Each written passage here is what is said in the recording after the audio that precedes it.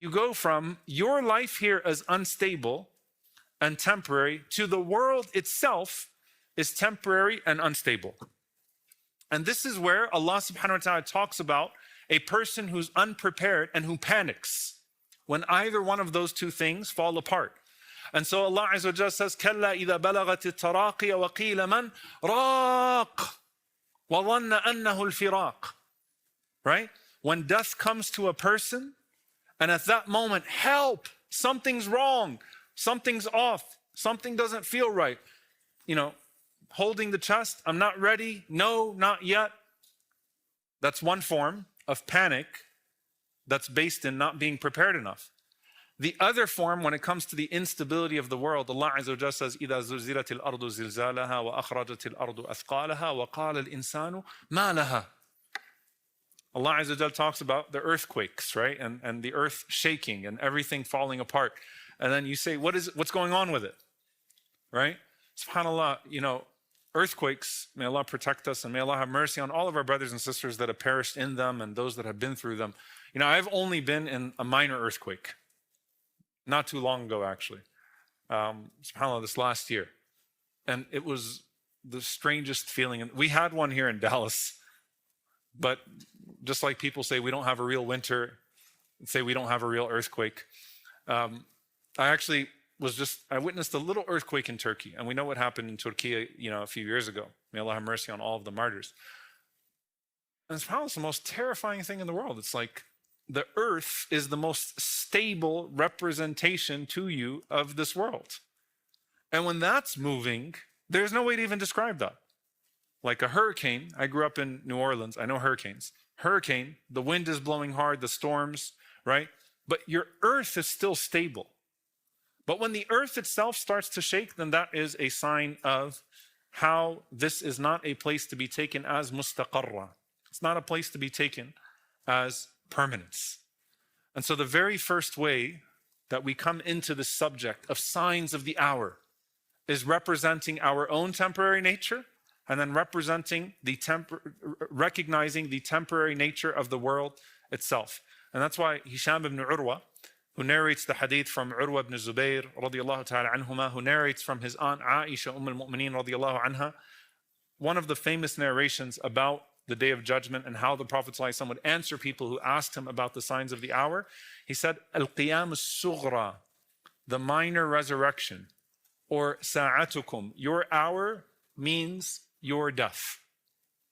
Your death is your resurrection. Your death is your Day of Judgment. And just like there are signs to the Day of Judgment, there are signs of your death.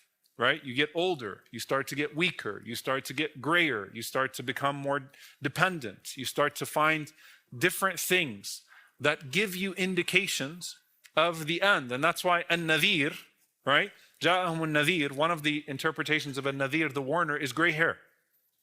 Is gray hair. One of the tafsirs of nadhir is your gray hair. And then just like how, as much as you think that you know when it's coming, some people are taken by surprise. Likewise, the Day of Judgment will take people who think, oh no, it's still a long time. You know, the world's still got several years. I don't see the Mahdi yet. I think we're okay. It's going to take this many years for this to happen. You know, everything looks pretty stable right now, right? Think about how the world looked a month ago and how it looks today, right? And you have the most stable president in the world by his words, right? Sarcasm, in case anyone doesn't catch it, you know. Stable genius, mashallah. Right? May Allah subhanahu wa ta'ala take him in his stability. Allahumma ameen. But like this guy, you know, and you think about the craziness and the insanity that we are in. What happened? Right? 1 month ago, look how it changed. So just like how the aging process are the alamat, the signs of your end, there are alamat to the incoming end, right, of this life. And subhanAllah, takes some people entirely by surprise.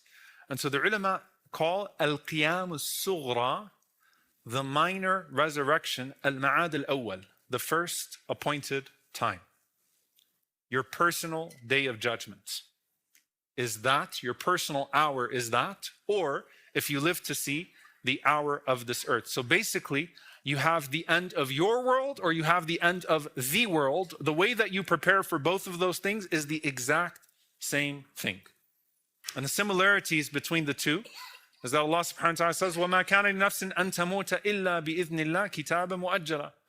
That no person can die except by Allah's permission at the appointed time. And you can't move the time that Allah Azza wa Jal appointed, and only Allah subhanahu wa ta'ala knows your appointed time of death. Right? And so the time of death is not known to us. وَعِنْدَهُ مَفَاتِحُ الْغَيْبِ لَا يَعْلَمُهَا إِلَّا هُ. Allah subhanahu wa ta'ala says, with him are the keys of the unseen. No one knows them except for him. The Prophet ﷺ said that مَفَاتِحُ الْغَيْبِ, the keys of the unseen, are 5 things. No one knows the knowledge of the hour, as-sa'a, except Allah. Allah knows when the rain will be sent. Allah knows يَعْلَمُ مَا فِي الْأَرْحَامِ. Allah knows what is in the wombs. Allah knows what a person will earn tomorrow. And only Allah knows in what place a man will die, a person will die. That these are the 5 mafatih al-ghayb, the 5 keys of the unseen. The knowledge of the hour, the rain when it is sent, what is in the wombs, meaning what is to come, which womb will be impregnated, what will come out of that womb, what a person will earn tomorrow, and what land a person will die.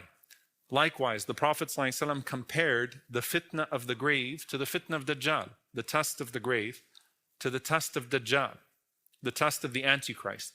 And in our salah, we seek refuge in Allah. From what? What are the 4 things we seek refuge in Allah subhanahu wa ta'ala from? Fitnat al-mahya wal-mamat, right? And what do we seek refuge from? The fitna of adab al-qabr, adab al-nar, and the fitna of al-masih al-dajjal. So the fitna of life and death, the test of life and death, the test of the grave, test of the punishment of the fire, and the test of a-dajjal.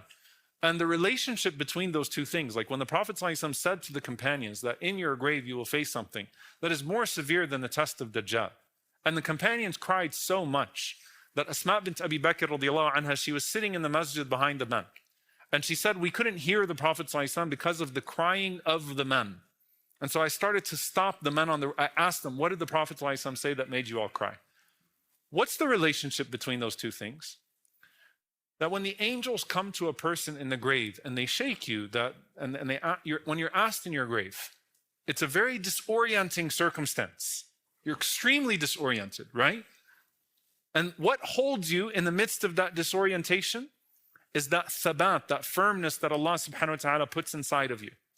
Likewise, what will hold you in days of extreme disorientation and deception, except for what you know, Allah, Islam, Muhammad sallallahu alaihi wasallam. I know Allah. I know who my Lord is. And the Prophet sallallahu alaihi wasallam said, it's so basic. The man will say that he is your Lord, but your God is not one-eyed. Know Allah. Know who your Prophet sallallahu alaihi wasallam is. Know what your religion is in the midst of all of that. Just hold on to your basics.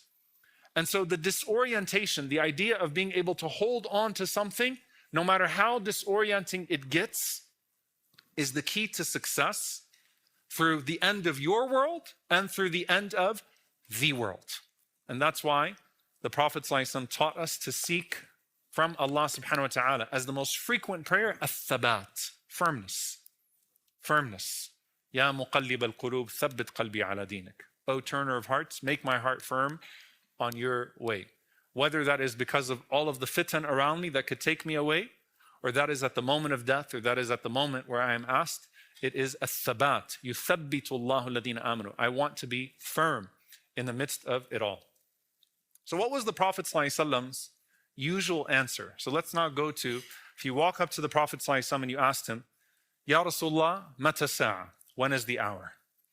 The first thing is the Prophet ﷺ's repeated answer.